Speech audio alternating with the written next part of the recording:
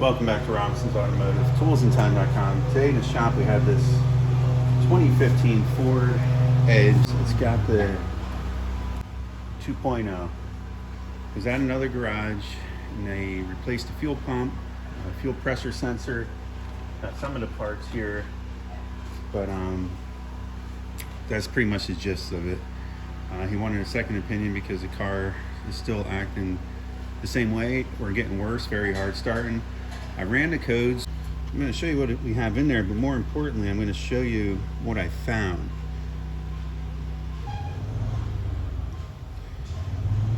So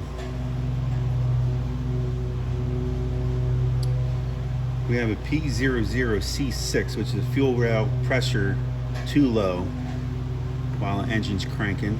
We have a P0192 fuel rail pressure sensor circuit low. All right, so that's indicating a circuit issue. This one's indicating a problem while cranking. We have random misfires and a couple of other things going on here. We have an evap code here as well. We'll have to take a look at that. But I wanted to start somewhere, and since the fuel rail pressure sensor and everything was replaced, I wanted to diagnose the actual issue and see if I can monitor some fuel rail pressures. So we want to diagnose. Most common cause is the fuel pump for this one. We go to the other code. Most common cause for the sensor issue is replacing the sensor when it has a circuit issue. So you can see that they did the two most common things and it didn't resolve the problem. So what I want to do is go in here to go to code specific data, and I'm going to show you what I did. And I haven't found the problem yet, but I got pointed into a direction, and I'll show you how I went about doing that. Okay. Well, with the snap-on, it's nice enough to give you the smart diagnostics. I think it is. Anyways, the data PIDs, it'll flag it if it seems like it's off. So what I started looking at was the fuel pressure. I don't know what fuel pump they replaced, whether it was the low side or the high side, because this is a direct injection engine. So I wanted to go fuel rail pressure, also desired, low side pressure. We'll monitor them all, you know.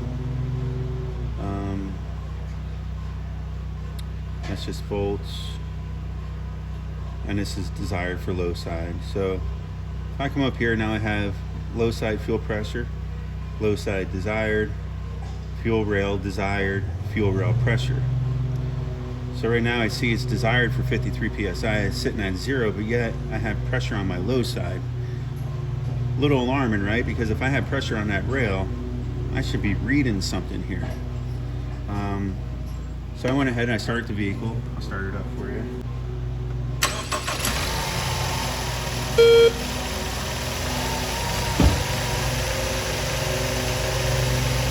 It actually started right up that time, but usually it has a very long crank. But as you can see, I still have 0 pressure on my high pressure rail. So I seen that they had a pressure sensor here. It's a Dorman or a Bosch part, but it came in a Dorman box.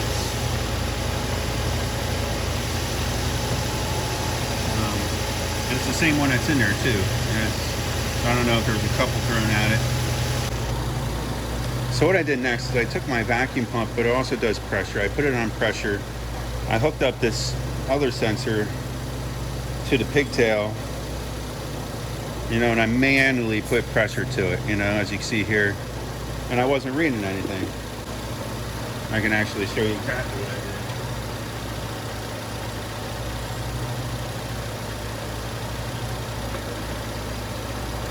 Hooked up the pigtail, plugged it in.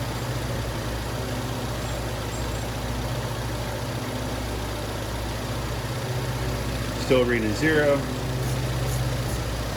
I added pressure. Now I know I have almost 10 psi on it, right? Hey, what's up, buddy? What's up, bro? How you doing? Okay, good. You know, I should be reading 10 PSI. And then when I was doing this test, I accidentally wiggled. I was wiggling this harness just to see if I get anything to come around. And I wiggled up here and the engine stalled. I'm like, ooh, that's strange. That shouldn't do anything like that. And I wasn't reading any pressure at the time. So I figured I'd raise this back up to 10. And I'd wiggle this around again. And there you go. As you see, it just went to 18. And now I can get it to drop in and out. And then back down to 0. I can plug in the sensor that's in the vehicle. All right. And we know there's pressure on that fuel rail. I'm trying to get you where you can see what I'm doing, but then I lose focus on the screen. Yeah, right there I get a blur on the screen. Anyhow, we know that there's low pressure has 53. That's desired. Actual low side is 64, so I should have around 64 psi on that at least, right? But it should be higher because it's on the high pressure side. So then I plugged the new one back in, or the one that's in the rail back in, and I came up here 726. So evidently we have something going on with the wiring up around this area. So it's right around here where I wiggle it and I get the data to come back to life. Same thing with the vehicle running. I was able to put it in place, and then the vehicle ran rough because it didn't know what to do at first, and then it cleared itself out. So what I'm going to do next is I'm going to take this harness back and see if maybe we can see something obvious. So it's at this point I realized that eventually I ran out of storage space. But what you see me doing is I pulled back all the harness and exposed the wires, isolated the 3 wires going down to the pressure sensor, and one by one I wiggled each wire while looking at the scan data until I could get the data to come and go like we demonstrated earlier. Once I isolated that section, I was able to cut it back and confirm that there was damage to the wire that was causing an intermittent open.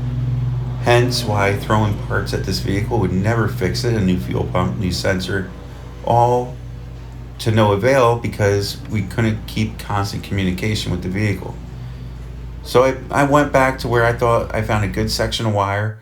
I cut it back. I ordered a pigtail from Ford, but I had to add about 6 to 10 inches of wire to each lead in order to get it back to where you see me looking and inspecting, because I felt that would be the best course of action. We did that. Then we sealed it up with marine style heat shrink that has the sealant built into it to make it weather tight, to protect it from the elements.